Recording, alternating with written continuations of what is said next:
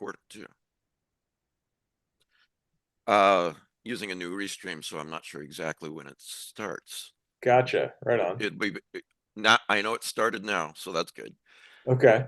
I'll get the hang of this. Well, Mike Davis, welcome back to another Lovecraft eZine podcast, everybody. We're doing that at a different time than usual, and I'm interviewing Keith Rosson.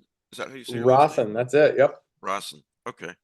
Well, Keith is the author of a book called Coffin Moon and several others so far. And I discovered you because was it your publicist, Georgia? Might have been, yeah. Yeah, yeah. Yeah. She was persistent. She emailed me a couple times. Yeah. Nice. So you know how it is with our TBR piles, right? Just always Hmm. tons of books to read. So I had not read anything of yours yet until I read Coffin Moon. Nice. So I'm glad that she did contact me, because I really, really enjoyed the book. Yeah, Um, that's always cool, man, when you get like a publicist who, like Georgia, seriously has hustled to put this book in front of a bunch of people. So I'm really lucky that way. well, working for yourself as a writer or almost anything, you have to do, if it's just you have to do so many jobs, put on so many Yeah. different hats, you know. Yep. And a lot of writers, they have to be the one to email Yep. guys like me or so. So yeah, you're with Random House. When did they start publishing you?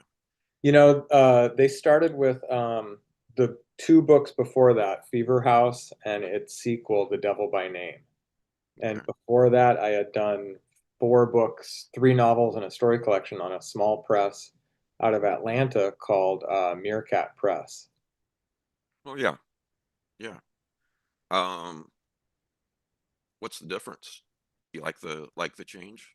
It's Obviously a well, lot it's more exactly like you publicity. said. It's like with the first four books, Trisha, who runs Meerkat, she did 99% of the work, all of it, from Yeah. marketing to sales to design to editing, everything, you know? Independent press is hard.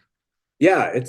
it's crazy. And so now with Random House, it's like it's just such a more massive reach, and there are entire teams dedicated to this and to this and to this, you know? So it's Right. just a totally different animal.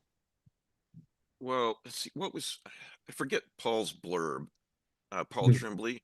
Yeah. Do you know Paul? I'm friends with Paul. Yeah, yeah, yeah. Well, he said something like if you're looking for a near dark type 70s vampire movie, Right. this is it.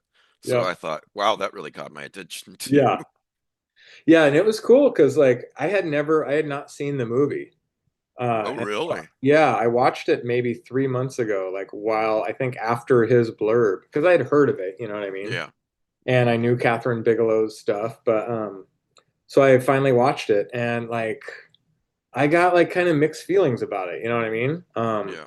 But I also think they got that like that idea of like really putting to rest that idea of like the sexy, vampire with lots of money and all, like Yeah. the kind of desperateness. Like I think they nailed that pretty well. Yeah. Because in the latter part of the book, when you're writing from the vampire's perspective, which by the way, his name's John Varley, guys. You're writing from Varley's perspective, and that's what he fears is it boils down to not being able to get enough blood, boils down to fear of the sunrise, fear of silver, and it's just all boiled down to those three or four Yeah, things. because like, that's the whole thing is it's way more of a curse, I think, Yeah, because it's like, yes, you're immortal if you pay very strict attention to these things. And it's built on the notion of like, oh, I have to murder people to survive, you yeah, know. And if like you or I stay up too late, we're tired the next day. But vampires, they're dead, they perish. yeah, So it's like it's not a fun existence, And in the book, dealt uh that's addressed. yeah. It sure is. I guess I should back up and um ask you to, for those who don't know Keith or have not read his work, I wonder if you could say a few words about yourself and who you are, and then tell us about Coffin Moon with Yeah, no spoilers, obviously. totally. Yeah, But yeah. So yeah, because guys, really, honestly, guys, you need to read this book. I get so sick to death of vampires. I'm almost getting as sick of them as I am of zombies, and this was such a refreshing read that, yeah, very refreshing vampire book. nice. So yeah, my name's Keith Rosson. I've written, I think, 8 books at this point. Um, the eighth one will be coming out next year, so 7. And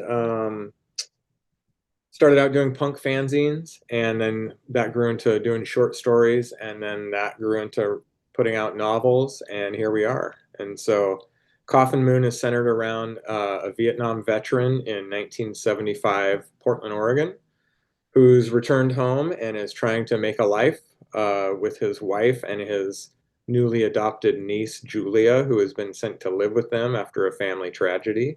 Right. And they live in an apartment above a bar that is owned by Dwayne's in-laws. And somebody starts trying to sell dope out of the bar, and he's just worried about his family. His in-laws getting in trouble, his niece getting taken away, and so he tries to put Yeah, a because his grandparents own the bar now, yeah, and yeah, yeah, yeah. His in-laws do, yeah. And and so the guy who's in-laws, right? running, Julia's grandparents, not his. yeah, I'm sorry, go exactly, on. yeah. And so so he puts a stop to this kind of drug ring that wants to settle in, and he doesn't understand why his mother-in-law is like allowing it and all this, and this biker gang that's running dope through the bar retaliates, and they kill his wife and his in-laws, and it's just he and Julia that are left. And they decide to seek vengeance, and through the course of that vengeance seeking, they realize that, oh, the head guy in the biker gang is a vampire. Yeah, So it's a kind of it morphs into a kind of revenge tale and a road trip novel. I was And about to say that. Yeah, yeah, and so I essentially call it True Grit with vampires. well, especially like a when it becomes a road trip novel. Me personally, I like the fact that it was in the Western United States Hmm. and in the '70s because there's so many empty, as you say in your book, empty places and empty spaces. Yeah, Uh, and it's really during the time when like particularly like farmland, like that's when a lot of larger farms and like corporate farming was just kind of starting to take off, you know. And so a lot of desolate areas. There just wasn't as much development going on as there is 50 years later, you know. right. And with like our mass surveillance and everything and the way vampires are kind of dealt with as far as like mirrors and things like that and film in this book. It was just way easier to set it in the 70s. You know what I mean? Yeah, yeah. I was going to ask you why '70s, um, but yeah, that makes total And that's sense. part of it. And it's also because like the dudes that I grew up with, the men in my life, the majority of them were veterans Okay. of that particular conflict, you know. Yeah, And it's to me it feels different than any other conflict that we've had in some time with, you know, even like from Iraq and Afghanistan back to like Korea and World War II. It's like it's its own unique entity as far as the draft went and as far as like why we were there and everything. And so just the dudes in my life, you know, the father figures and stuff, like I've kind of been drawn to that conflict. And normally I just write a book where it's like, all right, here are the 5 things that I want to write about with this book. And I just shove them all in. You know what I mean? And Vietnam was one of those things. well, there's a heartbreaking flashback where to August of 1972, and Dwayne is one of the two. Dwayne and Julia are the protagonists for those who haven't read the book yet. And Dwayne comes down from the apartment over the bar. It's morning. He wants to get a cup of coffee, and he just feels like it's not like they're rich or anything, but he feels on top of the world. You know, he's got a Yeah, he's wife a who young loves him. kid. Totally, Right. man. Yeah. And then his father-in-law says, I've got mail for you, and it's a draft card, or it's a Yeah, draft it's his notice. draft letter, right? Yeah. Yeah. And that, to me, from his point of view, that's the first really heartbreaking thing that happens to him. It's not just the killing of his family. He starts to break, obviously, through that experience as well. Yeah, I mean, he's led a pretty charmed life, you know. He's like early 20s and he's just like, you know, he's newly married, he's smoked a little dope, you know, and is like feeling good. They just came back from the river and then it's like, oh, you know, and Right. Nixon, I think it was Nixon at the time had been talking about like you know, ending the draft and all of that and like it was Yeah. all talk, like it kept going for a while after that, you know. Yeah. Um and so yeah, he just kind of and so he and Heidi, his wife, are kind of like trying to figure out a plan. And she's like, what if we go to Canada? And he's like, everything we have is here, you know, like, Right. um, there just wasn't any like real practical way, you know? And Yeah. It was just unavoidable. yeah, and it's like you heard And I about can't guys fight like City Hall. trying to get like 4F or whatever, like carving swastikas in themselves and taking a Right. bunch of cross tops and staying up for 5 days, you know, to try to get like a deferment or whatever. But he just ran with it, you know. It's just like Yeah. it felt inevitable to him. Yeah. Um, it really made me angry, you know, from the point of view of Dwayne. And, you know, he's a fictional character, but this is the experience of so many men who were not, who were Yeah, real men at the time. right, You right. know, maybe everything was going great in their life, and all of a sudden you have this draft letter, Yeah, and you have no choice. yeah, And it's yeah, almost, to me, it's an evil thing. You know, it's basically, you're a slave, go fight for us. yeah. And that was the other thing that I feel like was unique to that conflict was it was the last time we used the draft, you know. Yeah. Um, and so that just that alone carries its own particular weight. And I know a lot of the majority of soldiers who were drafted like didn't see combat or anything, like a pretty, you know, reasonably small number of people did, but it's still like the draft is the draft, you know? Right. So you did, yeah, that was one of the things you wanted to write about in the book. So it had to be set in the 70s for that Yeah, as well. Do you right. feel like, I don't know how old you are. 49. Okay. So just a few years younger than me. And so we grew up in the 70s and 80s, right? Yeah. And we didn't really experience it as adults. But it seems like to me, just, and maybe it's just me, and I don't even know why I think this, it feels like a decade of, well, there's a lot of paranoia and fear Mhm. to it. Does that make sense? Yeah, I mean, I like to read novels set in the 70s for that yeah. reason. I mean, you look at a film like Jacob's Ladder, you know what I mean? Like that entire thing is built on paranoia uh, Right. of a veteran, you know?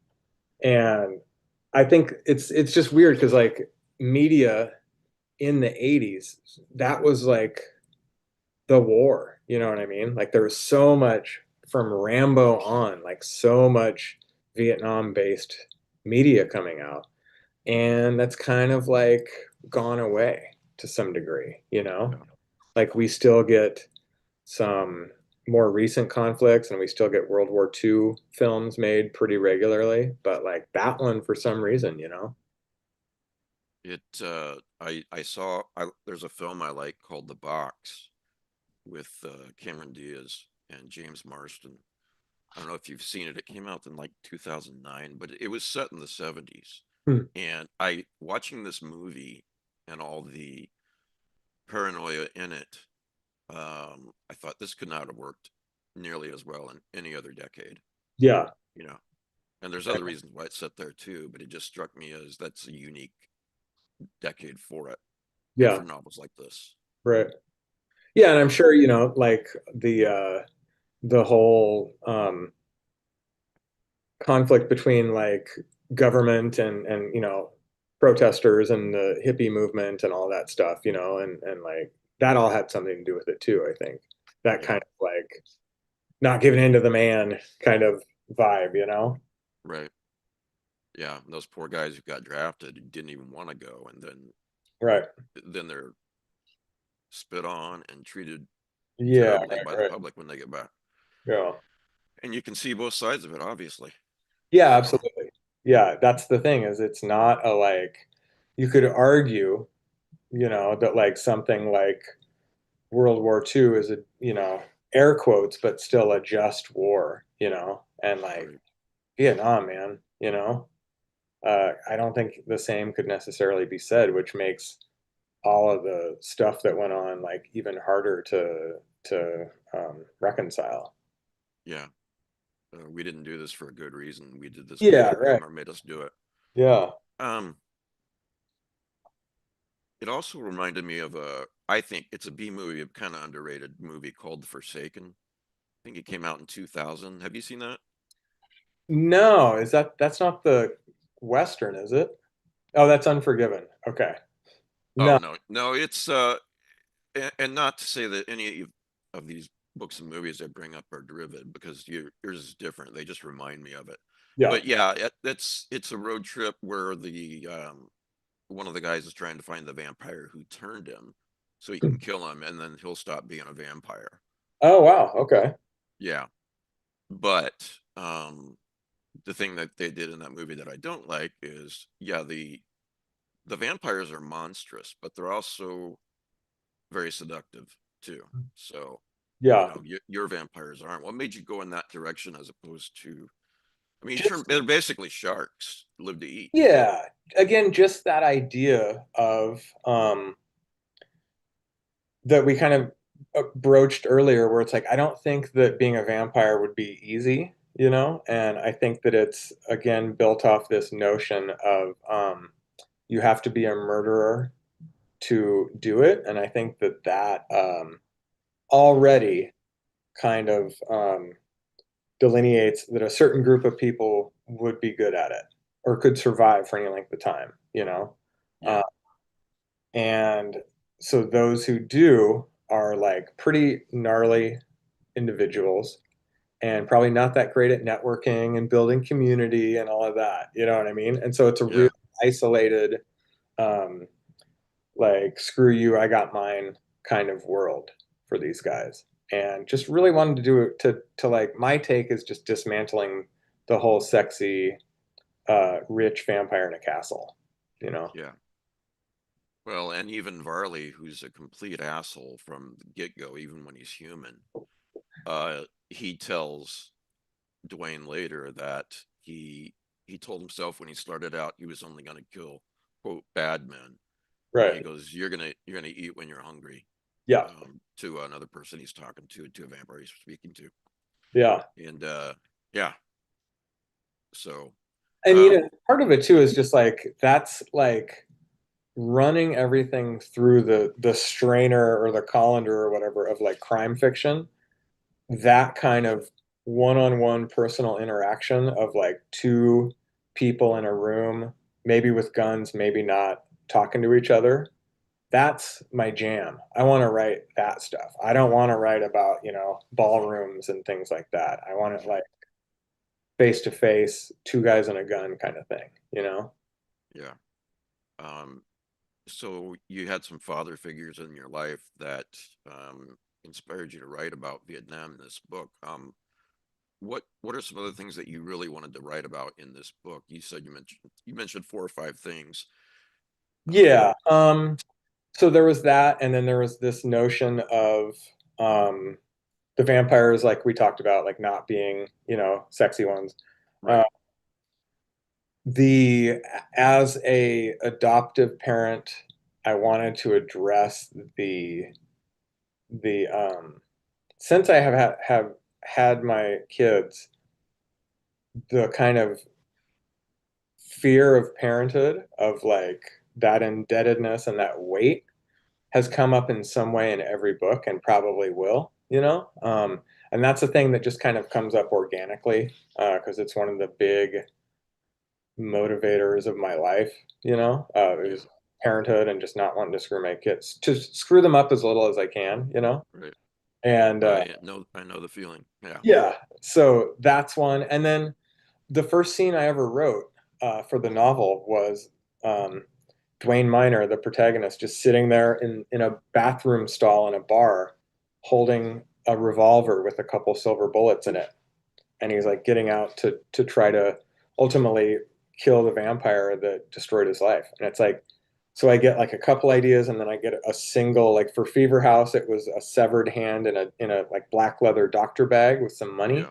I just get these images, and I'm like, that's that's it, you know. And then we just run from there, and we try to lace it all together into some kind of monster, you know.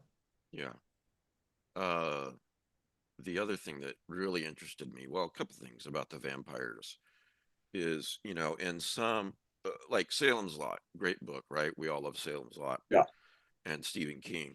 And I've read that book several times, so this is not a criticism. But when people turn into vampires in books like Salem's Lot and a million others, a lot of them they go evil, even Hmm. if they weren't evil before, or their personality changes in some way. Yeah. And um, I don't know if this is a spoiler or not to talk about Julia, but Read the book, there, everybody. Read the book. yeah, read the book. If you haven't read it yet, mute the video No, right now. I'll just say this. There's several people in the book that we get to see turned into vampires, and I thought I was looking for that personality change and hoping I didn't see it, and I didn't. They Yeah. seemed exactly the same as they were before, and I really like that. Yeah. Yeah, and that's, you know, that's why I think like in I don't know if you've seen Sinners, but there was a really interesting idea they had there. No, my friends keep telling me, why haven't you seen that yet? I'm like, I Oh, just okay. haven't got to it yet. Yeah. Well, there's a like when they're bitten, there's a kind of like shared consciousness among all of them that's like really fast, you know? And it's like I had never heard of that as an idea, and I thought that was cool. And so it's like this lore is so big and all encompassing that like we have room, you know what I mean, to like Yeah. to build our own things and to put our own marks on things while still like respecting the, you know, the scaffolding and the skeleton of it. Yeah, one of the things that was different too, at least from most vampire stories that I've read and seen, is it's not the stake through the heart thing, wooden stake through the heart. It's silver that does them that can really harm a vampire. That's their Right. kryptonite. Yeah, and that's the thing where like there's some lore where it's like, yeah, silver is, you know, is effective. I really intentionally avoided like any Christian iconography, you know, like I just didn't want that to be a Yeah, motivating factor. I wanted it to be a more like just straight up um, physical thing and less a metaphysical thing. right. And so yeah, there's just, you know, that was the cool thing is you get to rifle through and pick what you want. So you've talked a little bit about Dwayne, one of our protagonists. Um, could you tell us a little bit about Julia? She's the 13-year-old that Dwayne and Heidi adopt Yeah, or become guardians of. right. And it strikes me, I mean, it strikes me that from the beginning, this little girl is just made of steel. I Yeah, mean, even when this isn't a spoiler really, because I think it even says it on the book cover synopsis, but even when her mother kills her abusive stepfather. Yeah, boyfriend, yeah, she's like, all right, well, we can bury him out in the backyard, right. which is not the thing you're usually going to hear from a 13-year-old. Yeah. Yeah, and the thing about all of these characters is it's really about trauma and how the notion of love can kind of doing what you think is being done in the name of love, you know, like that's Julia and Dwayne are doing this entire vengeance thing in what they think is retribution and is honoring the dead in their lives, and it's just poison, you know. Yeah, And so she's been through unimaginable trauma even before she gets to Dwayne and Heidi. And so by the time uh, her her grandparents and her, this new mother figure in her life are murdered, she's just, 13-year-olds, like, I remember being very single-minded and very, like, boop, focused on certain things. And that's Yeah. what happens to her. And so there's not a lot of nuance in her life. So Yeah. Well, it comes she's down in to a lot her of ways getting the revenge. motivating force in this novel.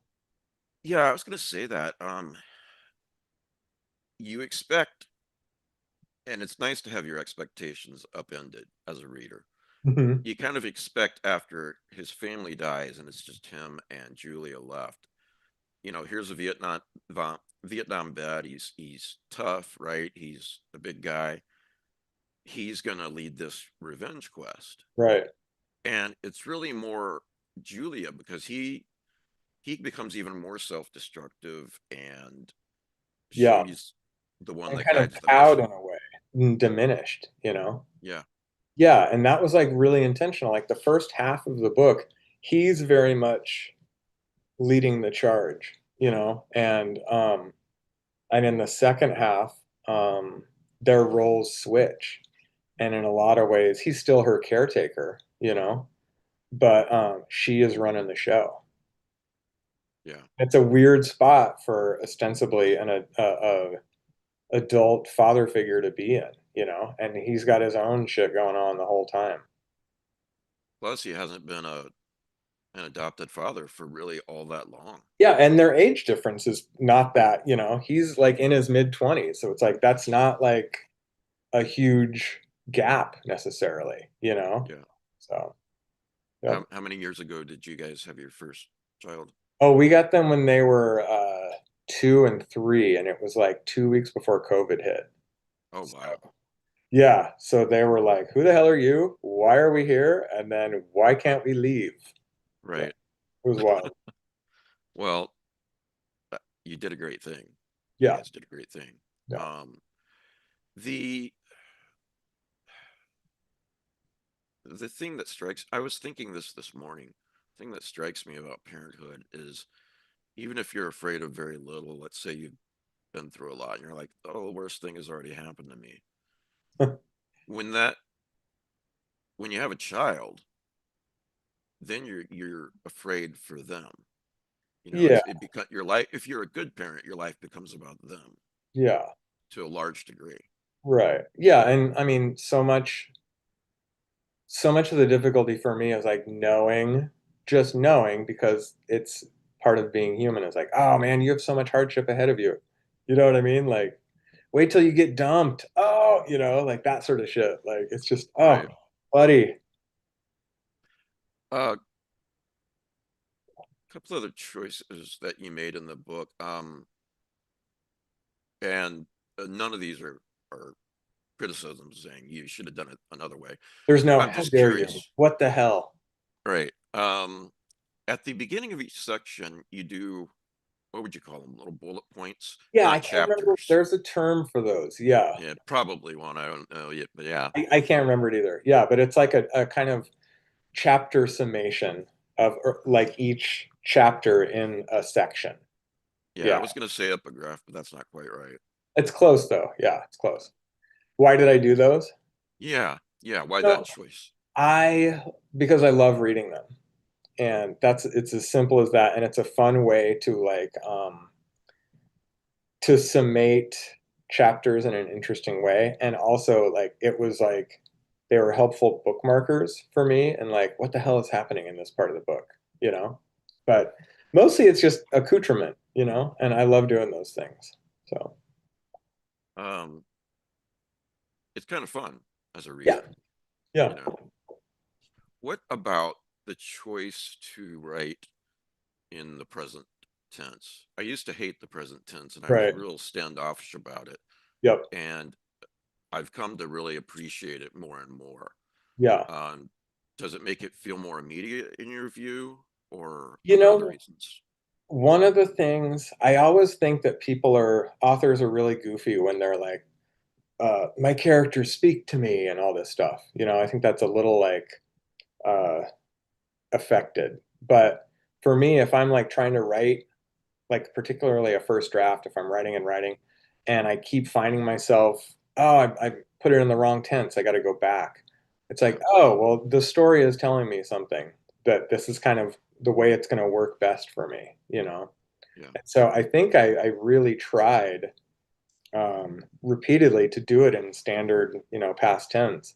And it just didn't, I just kept finding myself writing in it first in a present tense. So finally And I you're just, like, I'm just going to go with this. yeah. Well, it works. Another choice you made is um, it's not, it's set in the third person, but not just from Dwayne's point of view. Hmm. There's, things that have happened to Julia, things that have happened to John Varley. And instead of it's all from Dwayne's point of view, you can't Hmm. quote unquote see around corners, you know Right, what's right. coming. And so it would become more of a mystery to him what he was facing. When you read from Varley's point of view, you start to understand a little bit about the vampires, Yeah, which you wouldn't have had that option totally. yeah. Um, is that how you write most of your books? This is my Yeah, first book man. I've read of yours. Yeah. One of these days, I will write a damn book where it's just one character. One of these days. But it has not happened yet. It's a goal. It's like a writerly goal. But every single one of my books has multiple POVs in it. So When you do that, are you going to write it in third person or first person? God only knows, you know, because I have the next couple books If like it's a I'd like noir to write. detective, he's going to write in first person. I'm sorry, go Yeah, ahead. right. Yeah, because I already have the next couple books planned out, and I'm like writing. I've wrapped up, almost wrapped up edits on the book that comes out next year. Multiple POVs. One I'm working on after that. Multiple, like I don't know, man, but I want to. Yeah, yeah, It's a good. I'm reaching the point where it's like I will need to start challenging myself, and yeah. like that's a good challenge. Well, I want to get back to. I want you to tell the audience about your other books in a minute, but I want to stay on Coffin Moon Yeah. for a sec. Let's see what was going to. Oh yeah, yeah, yeah. Another interesting choice that you made with the vampires that I really liked was there are really old vampires, and you hint that just three or four are walking the earth. I think is the way you wrote it, Hmm. and you referred to them as makers and old ones. Yeah. And when a maker turns a person into a vampire, that vampire is stronger than your standard vampires out there that were just you know created by another Yeah, vampire. it gets diluted a little bit, right? Right, that's a good way to yeah. Uh, what inspired that? Again, just the world building and wanting to invent some of my own mythology, while Yeah, still adhering to the constraints of it. And like again, like Varley has daddy issues up the wazoo, and like it's again another parent thing. Like he and his dad, and his maker, the guy that turned him, he has a lot of conflicted feelings about him. And so when they are finally able to reconnect, like that's another, uh, thing about parenthood being addressed. yeah. Well, it struck me that Varley is roughly 100 years old. Hmm. He's lived through all these decades, but he hasn't really changed. He hasn't learned along the He way. stopped, man. He Yeah, stopped growing as a person. Yeah, for sure. yeah. Yep. I also want to say, have you read Christopher Buehlman by chance? No, man, and everybody is lauding so many amazing books out that like people are just lauding. Like I've got to read him. Yeah, like I said at the beginning, there's a reason why I hadn't gotten to your books yet because Yeah, our to be read piles are just so huge, yeah, right. you know. Yep. And but he's a good guy, a friend of mine, and I've interviewed him several times. Hmm. But he wrote a couple of books, vampire books, a while back, called "The Lesser Dead" Hmm. and "The Suicide Motor Club." I've heard so many good things about both of them. Yeah. Yeah, and I'm not saying that. Look, uh, guys, Keith's books is like Chris's book. No, I'm just saying if you like those books, then you're really gonna like Yeah, novel as well. He set them in the 70s. I think one in the 70s, one in the 80s. right. You know, Yeah, there's two others that like I feel like I unintentionally ripped off so bad I had to give them royalties, like such a massive influence. And it's Richard Lang's Rovers, which I is haven't read that. it's a vampire biker gang in the 70s. Okay. And In the Valley of the Sun by Andy Davidson, which is set in the 80s. And I'm 3 chapters into that one. yeah, it's Yeah. fantastic, man. Yeah. Yeah. So, The other thing that drew me to that book and to your book, one of several things, is that Western sort hmm of, you know, out there in the middle of nowhere. yep. I don't know why I like it so much, but I really like it. That's Yeah. that sort of I, setting. I think it's like, again, it's rooting us in things that we understand versus like a Transylvanian castle or whatever. Right. It's like, oh yeah, mesquite and boulders and cact like we know that, like totally. Yeah. Um, the world building is just phenomenal in Coffin Moon. Thank you. I have to tell you. Um, it may sound kind of cliche to people listening to this, but it really did feel like I was there when I was reading your book. I plunged in immediately with, you know, Dwayne and his in-laws and his wife and Julia, and I just felt like I was right there in that bar or Mhm. above it. And what a cool way to live. And then it's all upended, you know. Yeah, and that's the thing is like with my previous book, Fever House, it starts page one, you're just off running. Yeah, And with this book, it's way more of a slow burn, and it's kind of rooted in like getting to know these main characters before they are just ripped away, you know? Because again, my thing as a writer is like if I can convince you of these characters and make you mourn for them and believe in them, I can do yeah, whatever the hell I want plot wise. A giant worm can come down and smash everybody. It's the yeah. it's the believing in the characters that is my job as a writer. I actually wrote that down in my notes, something similar in my notes Yeah. for this. That I wrote down that characters always make the story. That Mhm. it's I know what. Then I amended it to almost always because there's Yeah. exceptions. But Right. yeah, they're very real. Yeah. Especially Dwayne and Julia. Yeah. So, Well, thank you. I did my job. All right. no, yeah. Um, let's see. Can I ask you about your other books? Yeah, Uh, absolutely. Yep. uh, how many more do you have out there, and what are they about briefly? Yeah, so I'll give you a very brief rundown chronologically. So, Mercy of the Tide is my first book, came out in 2017 on Meerkat Press, and it is about a God, what is it about? It's about like birds and things are kind of being found slaughtered on the beach, ripped apart, Okay. and pretty soon a body is discovered, and it coincides with a couple of members of town who are grieving the death of like the town's librarian, and who is this cop's wife, and so and it turns out that there's actually a monster that is like feeding on grief throughout the town, and it's all interconnected, and it's set in an alternate history 1980s, um, where just weird shit like Reagan's assassination was very different, or his assassination attempt was very different, and Yeah, um, I yeah, remember that day. that's a crazy one. And then Smoke City is about a drunk painter and a guy who is the reluctant reincarnation of Joan of Arc's executioner going on a road trip together to Oh, LA. come on, Keith. Everybody writes about that. Yeah, right. Yeah.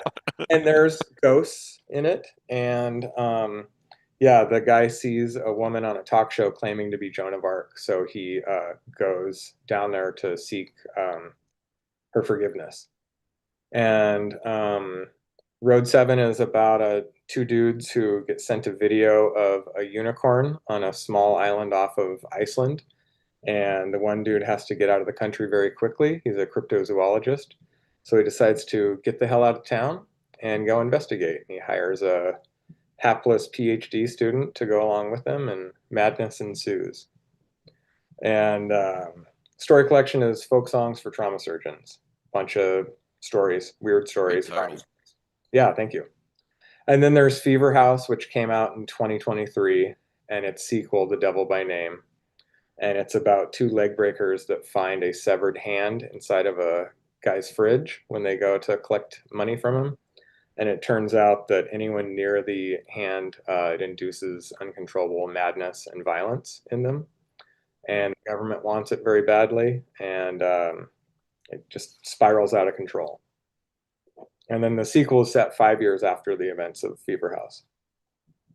Uh, Back to Coffin Moon briefly. Yeah, I kept thinking as I was reading it that I really done right. I can see this as a Amazon or Netflix or whatever series, limited run series. yeah. Wouldn't work nearly as well as a movie in my view. Hmm. But yeah, as long as it wasn't the characters weren't watered down Hmm. from what they are in the novel, because really, yeah, it's a vampire novel, okay, but it breaks your heart over and Yeah, over in the book, yeah, and you just feel so bad that these things have happened to these characters, and you yeah, feel uh the rage that they feel, and you get why they want to do this, why yeah. this the revenge is the only thing in their lives left. Right. Yeah, So yeah. Hopefully, man. I've been, they're just my experiences with Hollywood are like, it's as glacial and slow as publishing is, and it's as rife with heartbreaking no's as publishing is. You know what I mean? But Paul it's told me also it's kind so of like fun. Paul told me it's kind of like the opposite of writing, where it's no, no, no, no, yes. He Yeah, said right. Hollywood, it's yes, yes, yes, yes. Oh no, never mind. Yeah, right. Yeah. Yeah, I mean, it's so fun, and you feel like really connected when it's like so and so wants to take a call or have a meeting, and you feel like a cool guy for like 2 seconds and then just Right. dies on, you know what I mean? It's just with writing and publishing and all this shit, you just get told no so many times. And it's Yeah. just really a question of like sticking with the work and enjoying that part of it. So I'm lucky because writing is so damn fun, you know? Yeah, that's absolutely true. If you're not, whatever you're doing, if you're not in love with the process of doing it, if you're Yeah. only attached to the end result, you're going to be miserable a lot of the Yeah. time. And I think there are some writers where that's like their particular thing that they have to struggle with, you know? But for me personally, I love writing so much. It's when I've got to 15 edits on a book and I can't even see straight anymore, you know what I mean? And all the words look like glyphs, then I'm like, all Right. right, this part is not fun. But everything else, man, I love the whole process. Uh, Speaking of being cool and hanging out with cool people, I I think I read in a recent interview that you hung out with Stephen King recently. Is Yeah, that it right? was last year. I did Yeah. a Q&A. Joe Hill was nice enough to when he was in Bangor, was nice enough to do a Q&A with me for the launch of The Devil by Name. And so Stephen King came to it. We got to hang out, had pizza with the guy. Very starstruck. That's nice. Yeah, Yeah. very starstruck and like uh agog, you know what I mean? Yeah. Trying to like play it like a cool guy. Don't know how well I did. So very nice dude.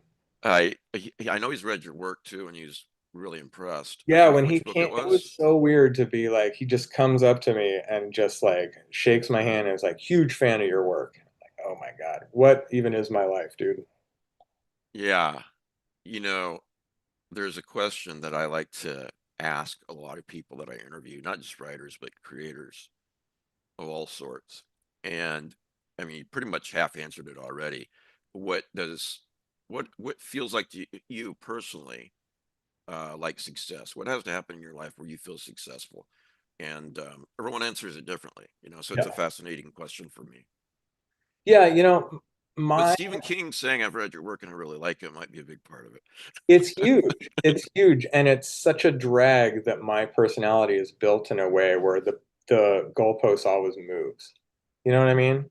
It Yeah, sucks in a lot of ways. It also keeps me really like focused and moving forward. But I have no college degree. I'm legally blind.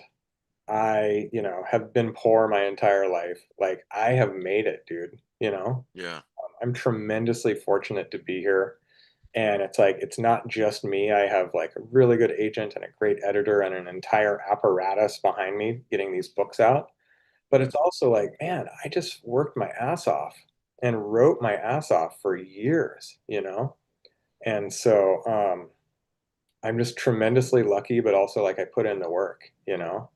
yeah, And so I can get real down about like not making any of the lists or anything, you know? Um, but ultimately, it's like my books are everywhere, yeah. ready to, ready and available. And it's like, what a tremendous gift that is, you know? Yeah, that's very true. Sometimes it's hard to remember those things, but when It you really do, is. And that's yeah, when it's like, I have to be like, oh, it really is also the writing that's important and yeah. that's fun. That's where the joy is, you know? A question I like to ask myself from time to time is, okay, 10 years ago, 20 years ago, somebody would have told you you'd make not a big living, but a small living working for yourself doing this. Totally. Would you be happy about that? Mhm. Yeah, I'd be ecstatic. Yeah. So, okay, so what am I complaining about? Nothing. Yeah. So, Totally. Yep. so And that's just the way I am like built is that it's like having to remind myself like every time I'm like, but it's not enough, you know? right. Very conscious of that and like taking a step back, you know? Yeah. I think we're kind of built that way as people. So Yeah. Well, like so much of life, it's a balance, right? You don't yeah, want to be so content that you stagnate, and right. neither do you want to attach all your happiness to some future goal that's always out of reach. Right. So, I don't want to keep you too much longer, Keith, but I would like to ask, what did you read growing up, and what have you been reading currently or lately? Yeah. Well, we kind of went over it. I grew up on a healthy diet of like X-Men, G.I. Joe, and Stephen King, you know? Yeah, Those were and then I found punk. And so it was just a big amalgamation of all those things, you know? And so, God, right now I just wrapped up. I'm reading American Werewolves by Emily Jane, mm, which it's actually, I think Disney published it, which is insane to me, um, because it's about a like real estate dude or like stock, like investor guy who becomes a werewolf. And it's the most misleading cover because it's tremendous literary fiction about a guy who becomes a werewolf. It's so good.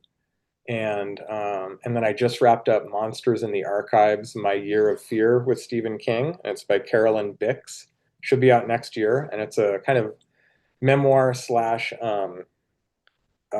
hybrid about going through King's archives in Maine and studying his early works and how the first drafts differ from the published versions and the like choices yeah, that he made. So it's like a craft book almost. yeah. It's very cool. Speaking of a guy who just loves to write, he obviously doesn't need the money. Yeah, absolutely. And he like even his first drafts are just insane. So insanely good, you know?